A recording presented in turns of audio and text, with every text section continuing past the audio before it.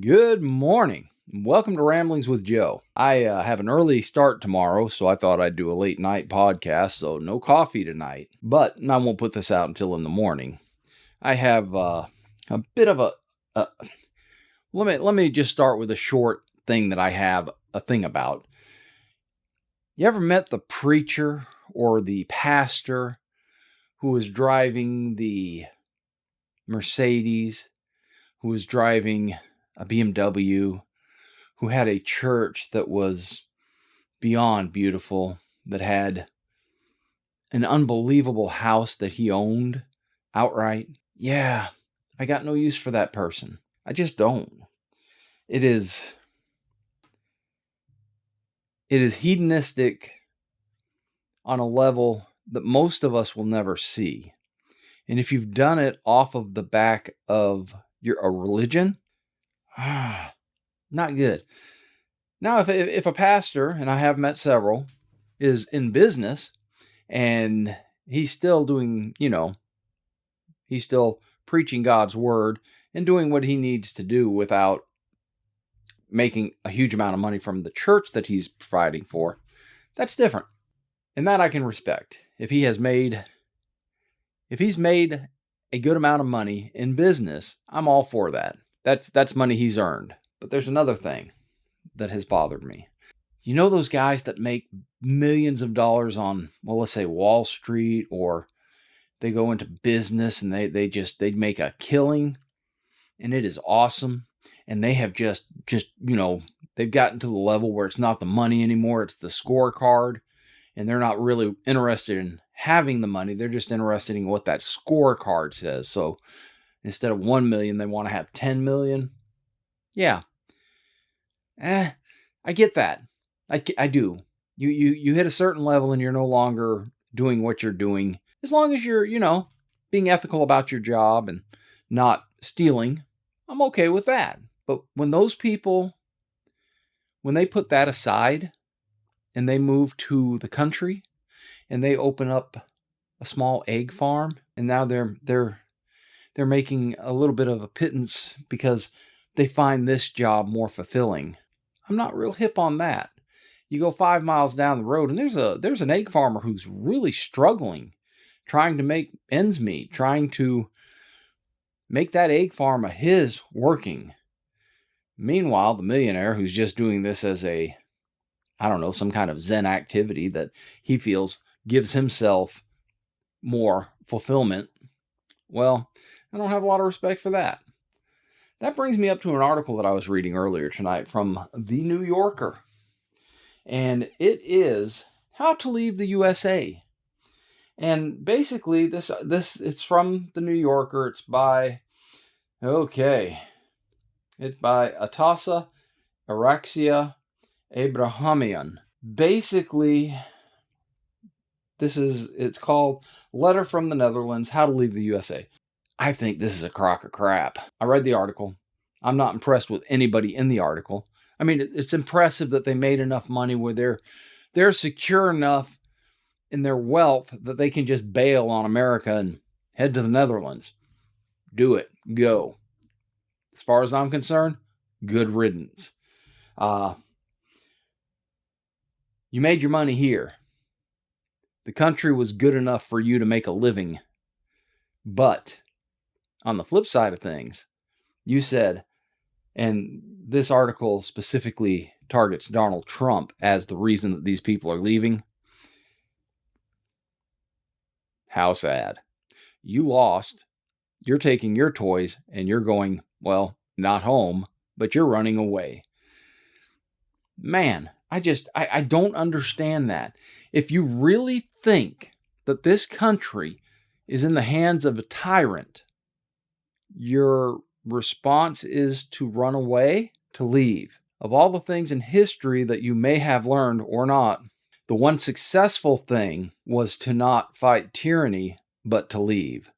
You know what I think it is? I think you're a weak, sore loser. And I think that this country will be better off with your ilk gone. So go. There's another level to this as well. There's a level where people are taking their Social Security and they're going to impoverished countries, and they are using that money to live very well in an impoverished nation. And if you're doing this, you're worse than the tyrant that you think is running this country. You are scum. You are riding on the backs of the poor. And, well, unfortunately for the country that you moved to and you're taking advantage of, I think this country is better off without you as well. I'm not the guy that says if you don't love it, leave it. I'm the guy that says if you don't love it, change it. We have every 2 years and 4 years peaceful revolution at the ballot box. You lost this last time. So your answer is to bail. You're a coward. It's that simple. I don't know how else to tell you how strongly I feel about this. You have garnered your wealth in America, and now that you've lost an election and you're perceiving that this guy who won the election is a tyrant, you're leaving. Like I said before, good riddance. Don't let the door hit you where the good Lord split you. I'm okay with that. It's hard to make a video like this because it is so negative. The good news is there's not a lot of them. The article is making out like this is a exodus, the likes of which we've never seen. It's not. It's not an exodus. It is some people who did well for themselves in America and now have the ability to bail. And that's what they're doing because they're butthurt that they didn't get their way. Man, I'm 61 years old. I've been not getting my way for most of my life. It is a struggle to be a blue-collared working man, especially with technology looming on the horizon that is always just a step behind whatever job you just took, and you might be out of a job next week due to technological advancements. I mean, we have to be flexible. You want to have a better society, it is up to each and every one of us to create that society. And if you just bail and run, well, you're not part of the problem. You're just a selfish twit. That's kind of my opinion tonight. Tomorrow's Wednesday. And if you're watching this, that means it's Wednesday. And I'm going to go out and I'm going to try and have a good day. I may be training today. I may be driving a truck today. I don't know which one I'll be doing, but I'll be doing one or the other. As a blue-collar worker and as someone who really enjoys his job and as someone who loves his country. Perhaps not every political move made by the leaders of his country, but definitely love the basic premise of freedom in the country. So, you going to the Netherlands? I wish you only the best. I hope you stay there. And I hope if the Democrats get back in power, I hope that you're too scared to come back because they might lose again. Stay where you're at. Don't just reap the rewards of other people's work. Sorry. I digressed a little bit back into the disgust I had after reading that article and deciding to do this podcast. The podcast is done. I'm having a great time at work right now. I'm working with great people, kind of pushing my limits on technology right now.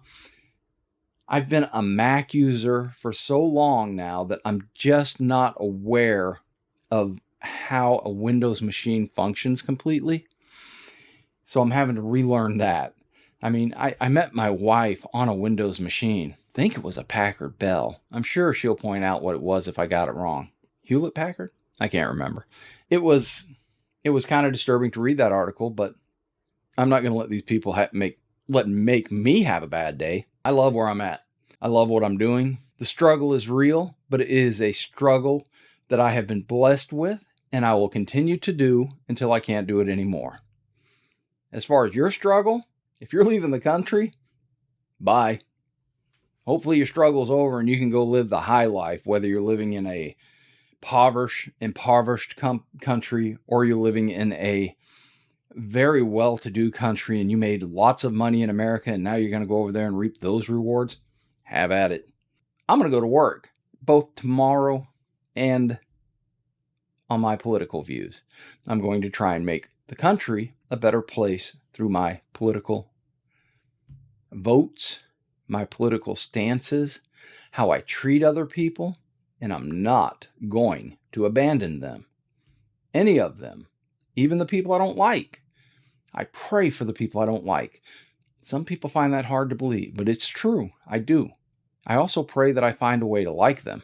It's Wednesday. Let's go out there and let's have a great Wednesday. I intend to give it my best. I hope that you give it your best. Until next time, lahit traut.